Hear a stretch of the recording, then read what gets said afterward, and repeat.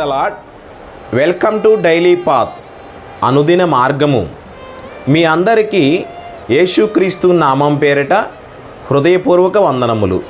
ఈ ఉదయపు కాల సమయమున పరిశుద్ధమైన వాక్య భాగమును విందాము. 141వ కీర్తన 5వ వచనము. నీతిమంతులు నన్ను కొట్టుట నాకు ఉపకారము, వారు నన్ను గద్దించుట నాకు తైలాభిషేకము. నేను అట్టి అభిషేకమును త్రోసివేయకుందునుగాక. ప్రియమైన వారలారా, భక్తుడు అయినటువంటి దావీదు పలికినటువంటి మాటలండివి. దావీదు ఏమని చెప్తున్నాడంటే, నీతిమంతులు నన్ను కొట్టుట నాకు ఉపకారము, నాకు మంచిదే. వారు నన్ను గద్దించినా కానీ, వారు నన్ను హెచ్చరించినా కానీ నాకు తైలాభిషేకము లాంటిది. ఎందుకంటే నీతిమంతులు హెచ్చరించినప్పుడు, మనల్ని గద్దించినప్పుడు, మనలో ఉన్న తప్పును మనం తెలుసుకున్నట్లయితే మనము మంచి దారిలోకి, మంచి మార్గంలోనికి వెళ్ళడం అనేది జరుగుద్దండి.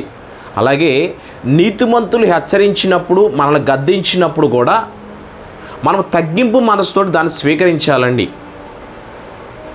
నీతిమంతులు ఎవరు అంటే ప్రభువు యందు నమ్మికుంచినటువంటి వారు నీతిమంతులుగా పిలువబడతారండి. ఆయన భయభక్తులు కలిగినటువంటి వారు, ఆయనకు రక్షణ పాత్రను పుచ్చుకున్నటువంటి వారందరూ కూడా నీతిమంతులుగా పిలువబడతారండి. అయితే ఇక నీతిమంతులు హెచ్చరించినప్పుడు తప్పనిసరిగా కూడా మనం అందరం కూడా పాటించే వారముగా ఉండాలి. కొన్ని సంఘములలో దైవజనులు హెచ్చరిస్తూ ఉంటారండి వాక్యము ద్వారా. హెచ్చరించినప్పుడు మనకి పద్ధతి కరెక్ట్గా లేనట్లయితే దాన్ని మనం సరిదిద్దుకోవాలని దేవునికి వాక్యం సెలవిస్తుందండి. ఒకానొక సమయంలో భక్తుడైన దావీదు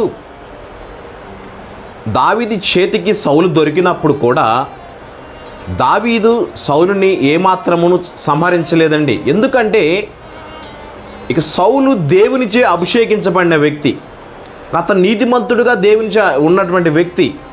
అవకాశం అతని చేతిలో ఉన్నా కూడా ఏమాత్రము కూడా అతను సంహరించలేదండి. ప్రియమైన దేవుని బిడ్డ, నీతిమంతులు దేవుని రాజ్య వారసులుగా ఉంటారండి.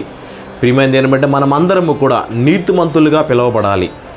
ఆ నీతిమంతులుగా మనం పిలువబడినట్టయితే ఆయన ఏం చేస్తారంటే మనకు ఉన్నటువంటి అభిషేకము మనకు కూడా అభివృద్ధి పొందుతుందని చెప్పి దేవునికి వాక్యం మనకు సెలవిస్తుందండి. ఒకవేళ మన ప్రవర్తన కరెక్ట్గా లేనప్పుడు, యథార్థవంతులు నీతిమంతులు హెచ్చరించినప్పుడు మనం ఏమి చేయాలంటే వాళ్ళ యొక్క మాటలని మనం స్వీకరించే వారముగా ఉండాలని చెప్పి దేవునికి వాక్యం మనకు సెలవిస్తుంది. ప్రియమైన దేవుని బిడ్డ, నీతిమంతులుగా మనం తీర్చబడాలి. నీతిమంతులు చెప్పిన మాటలు మనం వినట్లయితే దేవునిలో అభివృద్ధి పొందుతామని చెప్పి ఇక వాక్యం సెలవిస్తుంది. కాబట్టి దయచేసి అందరము కూడా వాక్యం ప్రకారం నడుద్దామని మనం అందరము తీర్మానం చేసుకుందాం. ఈ యొక్క వాక్యమును దేవుడు దీవించి ఆశీర్వదించునుగాక. ఆమేన్. Praise lord.